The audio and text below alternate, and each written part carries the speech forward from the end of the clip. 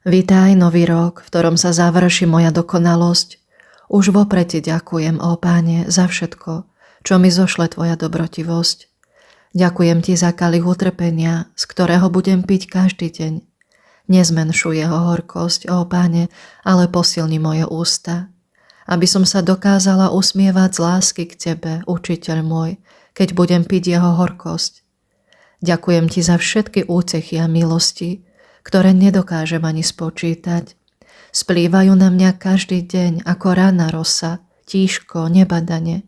Nevšimne si ich žiadne oko zvedavých stvorení. Vieš o nich len ty a ja, Pane. Za to všetko ti už dnes vzdávam vďaku, lebo možno vo chvíli, keď mi podáš kalich, moje srdce nebude schopné ti ďakovať. Mária, kráľovná pokoja, ty túžiš, aby sme všetci žili v ozajstnom spoločenstve bratstva a vzájomnej lásky. Sklonení pri tvojich nohách prosíme o dar pokoja, aby ľudstvo zažilo dni nádeje a prišiel k nám trvalý mier. Preláskavá Matka, požehnaj nás a daj, nech vo svete vyrašia mnohé výhonky dobra a svetosti, vypestované v záhrade tvojho nepoškvrneného srdca. Vzdial prosím od nás všetky nebezpečenstva, aby sme sa nevzdialili od pravej viery. Zverujeme seba samých i všetkých našich bratov a sestry do tvojich nepoškvrnených rúk. Dopraj nám, aby sme žili vnútri tvojho materského útočišťa, obklopený svetlom a prítomnosťou Najsvätejšej Trojice.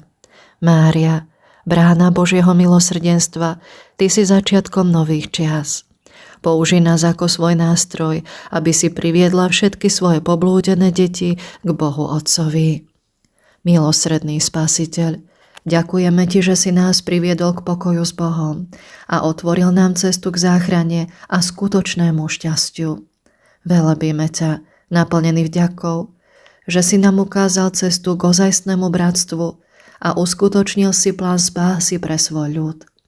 Modlíme sa, ukrytý v tvojom božskom srdci a v tomto milostivom čase ťa pre lásku nepoškvrneného srdca Panny Márie, Bohorodičky, úpenlivo prosíme, aby si završil v nás svoje dielo a vtiahol nás do éry, v ktorej sa udeje najväčší zázrak úplného obrátenia sveta. Svätá Faustína, oroduj za nás i za celý svet, spolu s celým nebom i s dušami v očistci, aby sme žili v Božom požehnaní, plnili Najsvätejšiu Božiu vôľu, rástli v láske a v nastávajúcom roku sa každým dňom približovali k Bohu s dôverou.